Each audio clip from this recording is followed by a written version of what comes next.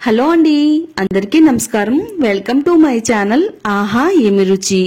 ఈ రోజు మన వీడియోలో ఎగ్ బిర్యానీని సింపుల్ గా ఎలా తయారు చేసుకోవచ్చో చూపించబోతున్నానండి. మీరు ఎక్కడ హోటల్లో తిన్నా కూడా ఈ టేస్ట్ అయితే రాదండి. టేస్ట్ అయితే మాత్రం సూపర్ అంటే సూపర్ ఉంటుందండి. డెఫినెట్ గా ఒకసారి తయారు చేసుకోవాల్సిన రెసిపీ అండి ఇది. మీరు ఇప్పటి వరకు కూడా ఇలా ట్రై చేయకపోయి ఉంటే ఒకసారి ట్రై చేయండి. ఇంట్లో వాళ్ళందరూ కూడా చాలా ఇష్టంగా తింటారండి. చేయడం కూడా చాలా ఈజీ. ఈ ఎగ్ బిర్యానీ స్పెషల్ ఏంటంటే మనం ఎక్స్ట్రా గ్రేవీ అస్సలు చేయవలసిన పని లేదండి. కావలసినంత గ్రేవీ ఇందులోనే ఉంటుంది. మరి ఎంతో టేస్టీగా సింపుల్ గా తయారు చేసుకుని ఎగ్ బిర్యానీని ఎలా తయారు చేసుకోవాలో ఇప్పుడు మనం చూద్దామండి. మరి వీడియో ఎక్కడ కూడా స్కిప్ చేయకుండా చూడండి. వీడియోని లైక్ చేసి అలాగే ఛానల్ సబ్స్క్రైబ్ చేసుకోండి. ముందుగా ఈ బిర్యానీ తయారు చేసుకోవడానికి బాస్మతి రైస్ ను తీసుకుందామండి. నేను ఇక్కడ 1 కేజీ వరకు బాస్మతి రైస్ ని తీసుకున్నాను. ఇప్పుడు ఒక గిన్నె తీసుకుని అందులో రైస్ వేసుకుని 1-2 సార్లు శుభ్రంగా కడుక్కోవాలి. తర్వాత ఇందులోనే నీళ్లు పోసుకుని ఒక అరగంట పాటు నానబెట్టుకుందాము. ఇప్పుడు ఉడికించిన ఒక 10 గుడ్లను తీసుకుని ఇలా ఘాట్లు పెట్టుకోవాలండి. మొత్తం గుడ్లన్నిటికీ కూడాని. నేనైతే ఇక్కడ ఒక 10 వరకు గుడ్లను తీసుకున్నాను. మీ ఇంట్లో ఎంతమంది ఎన్ని గుడ్లు తింటారో అన్ని గుడ్లను కూడా వేసుకోవచ్చు. ఒక 1/2 టేబుల్ స్పూన్ ఉప్పు, ఒక 1/2 టేబుల్ స్పూన్ కారం, ఒక 1/2 టేబుల్ స్పూన్ పసుపు వేసి గుడ్లకి ఇలా బాగా పట్టించాలండి. గుడ్లన్నిటికీ కూడా కారం బాగా పట్టించిన తర్వాత ఇప్పుడు ఈ బౌల్ ని పక్కన పెట్టుకుందామండి. తర్వాత రైస్ ను ఉడికించడానికి కొంచెం పెద్దగా వెడల్పుగా ఉండే గిన్నెని తీసుకోవాలి. ఈ గిన్నెలో ఒక 4 లీటర్ల వరకు నీళ్లను పోసుకోవాలండి. నీళ్లను పోసిన తర్వాత ఇందులో బిర్యానీ ఇంగ్రీడియంట్స్ వేసుకోవాలి. ఓల్ బిర్యానీ మసాలా వేసుకోవాలండి. అన్ని కూడా ఒక 2 స్పూన్లు చొప్పున వేసుకోవాలండి. బిర్యానీ మసాలాలన్నీ కూడా వేసిన తర్వాత రుచికి సరిపడినంత ఉప్పును కూడా వేసుకోవాలండి. ఉప్పు వేసిన తర్వాత మూత పెట్టేసి స్టవ్ ని మీడియం ఫ్లేమ్ లో పెట్టి ఈ నీళ్లను మరిగించాలి. నీళ్లు బాగా మరిగిన తర్వాత ముందుగా నానబెట్టుకున్న బాస్మతి రైస్ ను మరిగిన నీళ్లలో వేసేసుకోవాలండి. మొత్తం రైస్ ని వేసేసిన తర్వాత రైస్ పొడి పొడిగా రావడానికి 1 స్పూను ఆయిల్ వేసుకోవాలి. 1 స్పూన్ ఆయిల్ వేసిన తర్వాత ఒక అరబద్ద నిమ్మ చెక్కను ఇందులో పిండుకోవాలండి.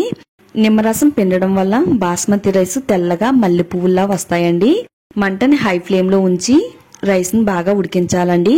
ఈ రైస్ మనకి ఎంత వరకు ఉడకాలి అంటే 80 to 90% ఉడికేంత వరకు కుక్ చేసుకోండి. ఇక్కడ చూపిస్తున్న విధంగా రైస్ అంతా కూడా ఇలా ఉడకనివ్వాలండి.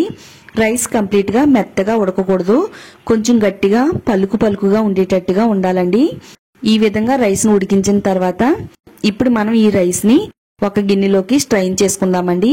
ఇలా జాలి గట్టి తీసుకుని మొత్తం రైస్ అంతా కూడా ఒక గిన్నెలోకి తీసివేసిన తర్వాత గిన్నె పైన మూత పెట్టి పక్కన పెట్టుకుందామండి.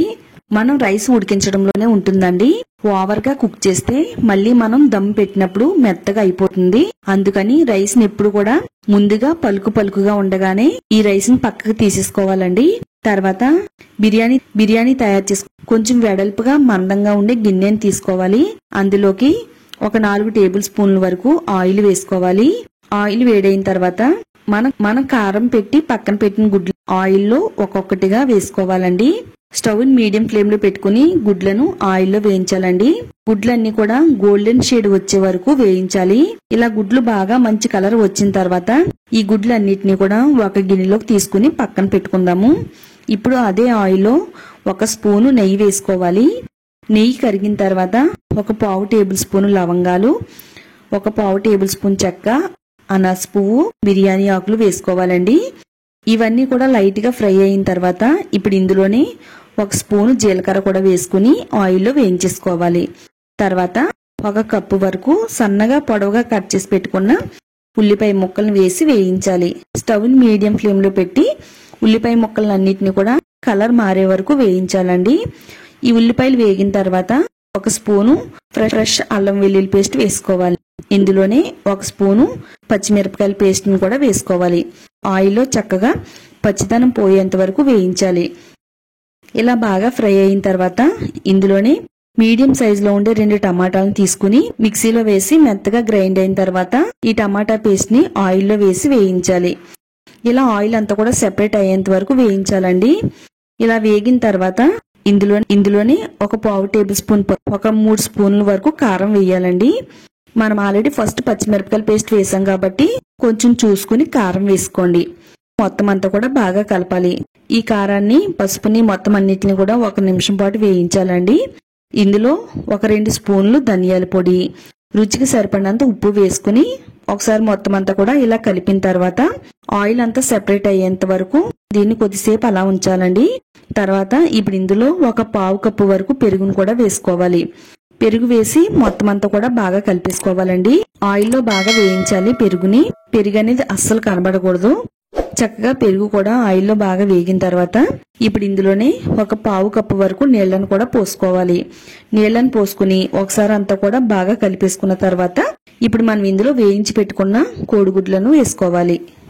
గుడ్లు వేసిన తర్వాత ఒకసారి అంతా కూడా బాగా కలపాలండి. తర్వాత గుడ్లన్నిటిని కూడా మసాలాలో ఉడకనివ్వాలి. 1 లేదా 2 నిమిషాల పాటు స్టవ్ మీడియం ఫ్లేమ్ లో పెట్టి ఉడికిన తర్వాత ఇందులో ఒక గుప్పెడు ఫ్రైడ్ ఆనియన్స్ ముక్కలను వేసుకోవాలి. తర్వాత 1 స్పూను గరం మసాలా పొడి వేసుకోవాలి. గ్రేవీ అంతా కూడా దగ్గరగా అయిన తర్వాత కొద్దిగా యాలకుల పొడిని కూడా వేసుకోవాలండి. ఇందులోనే కొద్దిగా కొత్తిమీర, పుదీనా తరుగును కూడా వేసేసుకుని మొత్తం అంతా కూడా ఒకసారి బాగా ఇలా కలిపేసుకోవాలి. గ్రేవీ అంతా కూడా ఇలా దగ్గరగా ఉడికిన తర్వాత ఈ గ్రేవీని ఒక బౌల్లోకి సగం వరకు తీసేసుకుందామండి. ఇలా గుడ్లను అస్సలు ఉంచకుండా మొత్తం గుడ్లన్నిటిని కూడా తీసేసి అడుగు భాగాన కొద్దిగా గ్రేవీ మాత్రమే ఉంచండి. ఇలా బాగా ఉడికించిన గ్రేవీని, గుడ్లని ఒక బౌల్లో తీసేసిన తర్వాత అడుగు భాగాన కొద్దిగా గ్రేవీని ఉంచాలండి. మనం ఆల్రెడీ ముందుగా ఉడికించి పెట్టుకున్న బాస్మతి రైస్ ని ఇందులో సగం వరకు వేయాలండి. సగం వరకు బాస్మతి రైస్ ని వేసిన తర్వాత మనం ఇందులో పక్కన పెట్టుకున్న ఎగ్ గ్రేవీని ఒక లేయర్ లాగా వేసుకోవాలండి. ఇలా గుడ్లని, గ్రేవీని ఒక లేయర్ లాగా స్ప్రెడ్ చేసుకోవాలి. ఇలా స్ప్రెడ్ చేసిన తర్వాత మిగిలిన రైస్ ని దీనిపైన వేసుకోవాలి. మొత్తం రైస్ అంతా కూడా వేసేసిన తర్వాత దీనిపైన కొద్దిగా కొత్తిమీర, పుదీనా తరుగును కూడా ఒక గుప్పిడి వరకు వేసుకోవాలి. తర్వాత దీనిపైనే ఫ్రైడ్ ఆనియన్స్ ఒక గుప్పిడి వేసుకోవాలండి. కొద్దిగా ఫుడ్ కలర్ కూడా వేసుకోవాలండి. ఫుడ్ కలర్ వేసిన తర్వాత ఒక 1/2 కప్పు వరకు నీళ్లను కూడా దీనిపైన వేసుకోవాలండి. ఇలా నీళ్లను పైన వేయడం వల్ల చక్కగా లోపల వరకు ఉండే గ్రేవీ, రైస్ అంతా కూడా దమ్ అవుతుందండి. అడుగు పట్టకుండా ఉండాలంటే ఇలా మనం దీనిపైన కొద్దిగా నీళ్లను వేసుకోవాలన్నమాట. ఇప్పుడు దీనిపైన టిష్యూ పేపర్ పెట్టాలండి. ఈ విధంగా టిష్యూ పేపర్ ని అమర్చాలి. టిష్యూ పేపర్ పైన కొద్దిగా నీళ్లను చల్లాలండి. ఇలా నీళ్లను చల్లడం వల్ల టిష్యూకి రైస్ అంటుకోకుండా ఉంటుంది. అలాగే అన్ని వైపుల నుంచి కూడా ఆవిరి అనేది బయటకు పోకుండా ఉండడానికి ఈ విధంగా టిష్యూ పేపర్ ని పెట్టాలి. ఇప్పుడు దీనిపైన మూత పెట్టేసి స్టవ్ లో ఫ్లేమ్ లో పెట్టుకుని 20 నిమిషాల పాటు దమ్ చేసుకోవాలి. 20 నిమిషాలు లో ఫ్లేమ్ లో పెట్టి దమ్ అయిన తర్వాత ఇప్పుడు మూత తీసి చూస్తున్నానండి. గరిటె పెడితే అడుగు బాగాన వాటర్ లాగా ఏమీ లేకుండా అంతా కూడా బాగా ఉడికిపోయిందండి. ఇప్పుడు దీనిపై నుండి టిష్యూ పేపర్ తీసివేసి స్టవ్ ఆఫ్ చేసేసి మూత పెట్టి కొద్దిసేపు అలా ఉంచేయాలండి. లోపల రైసు, గ్రేవీ అంతా కూడా బిగుతుగా అవుతుంది. ఒక 5 నిమిషాల తర్వాత మూత తీసి ఒక ప్లేట్ లోకి సర్వ్ చేసుకోవడమేనండి. చూడండి రైస్ పొడి పొడిలాడుతూ ఎంత బాగా వచ్చిందో. గ్రేవీ కూడా కరెక్ట్ గా సరిపోయిందండి. ఈ రైస్ కి ఎలాంటి ఎక్స్ట్రా గ్రేవీ చేయకుండా ఇలా ఎగ్ దమ్ బిర్యానీని చేసుకుంటే చాలా రుచిగా ఉంటుందండి. అసలు బిర్యానీ మూత తీసి వడ్డిస్తుంటేనే వాసన అనేది చాలా బాగా వస్తుందండి. మరి చూస్తుంటేనే నోరూరిపోతుంది. కాబట్టి ఈసారి బిర్యానీ వండేటప్పుడు ఒకసారి ఇలా ఎగ్ దమ్ బిర్యానీ చేసి చూడండి.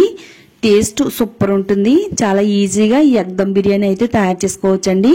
మరి అస్సలు లేట్ చేయకుండా చూసిన వెంటనే ఒకసారి ట్రై చేయండి. టేస్ట్ ఎలా వచ్చిందో ఈ వీడియో కామెంట్స్ బాక్స్ లో షేర్ చేయడం మాత్రం మర్చిపోవద్దండి. తప్పకుండా షేర్ చేయండి. ఈ వీడియోని మీ ఫ్రెండ్స్ అండ్ రిలేటివ్స్ షేర్ చేయండి. ఇలాంటి మరిన్ని టేస్టీ రెసిపీస్ కోసం ఛానల్ ని సబ్స్క్రైబ్ చేసుకోండి.